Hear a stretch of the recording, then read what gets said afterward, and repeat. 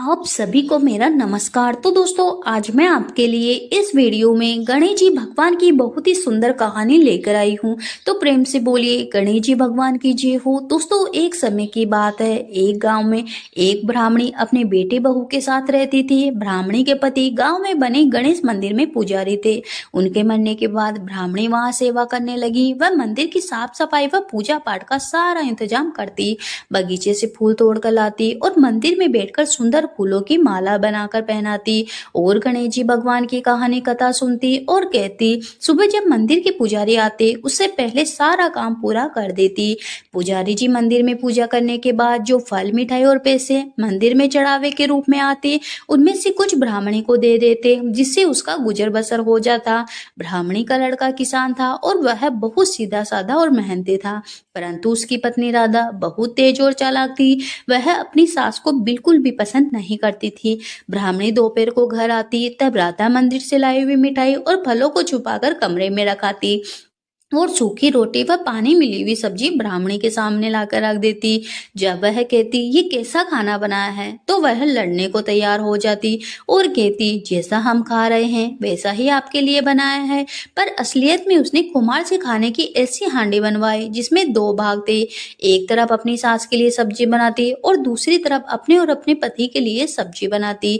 जब परोसती तो सास को पानी मिली सब्जी देती। ब्राह्मणी थोड़ा खाकर संतोष कर लेती और दिन रात गणेश जी भगवान से प्रार्थना करती, प्रभु मेरे परिवार पे कृपा बनाए रखना।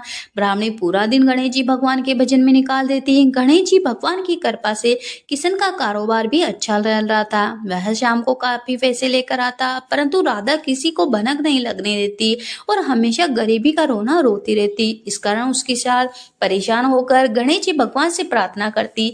ऐसे ही समय बीत रहा था। एक दिन उसके घर के द्वार पर एक बूढ़े ब्राह्मण आए और भिक्षा मांगने लगे। राधा ने उसे कहा वह अपने खाने को लिए नहीं है, तुम जहां से आए हो वहीं पर लौट जाओ। तभी ब्राह्मणी मंदिर से लाए हुए प्रसाद उस ब्राह्मण को दे देती है। यह देखकर ब्राह्मण बहुत खुश होता है। जब वह वहां से जा रहा था, तभी किशन वहां आ गया। उसने ब्राह्मण का आदर सत्कार किया और उनसे आग्रह किया कि आप हमारे यहाँ आकर भोजन करें। ब्राह्मण ने मना कर दिया, पर वह नहीं माना।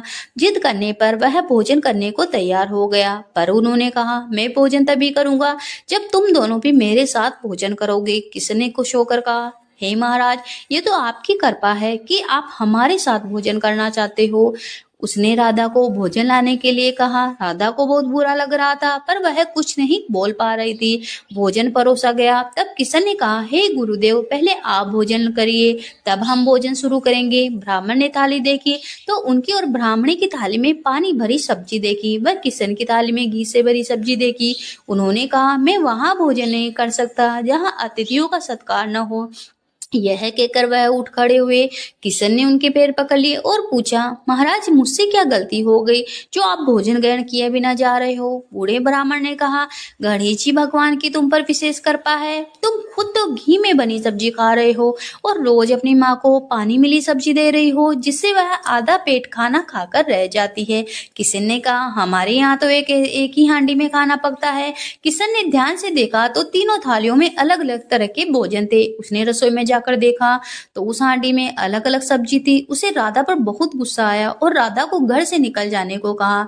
राधा बूढ़े ब्राह्मणों के पैरों में गिर गई और माफी मांगने लगी। तभी बूढ़े ब्राह्मण भेष बदलकर गणेश जी भगवान के रूप में प्रकट हुए। उन्होंने कहा तुम्हारे घर में जो भी धन दौलत है वह तुम्हारी सास के पुण्य के कारण है। तुम्हारे कर्मों के कारण तो तुम्हें भोजन भी नहीं मिल सकता।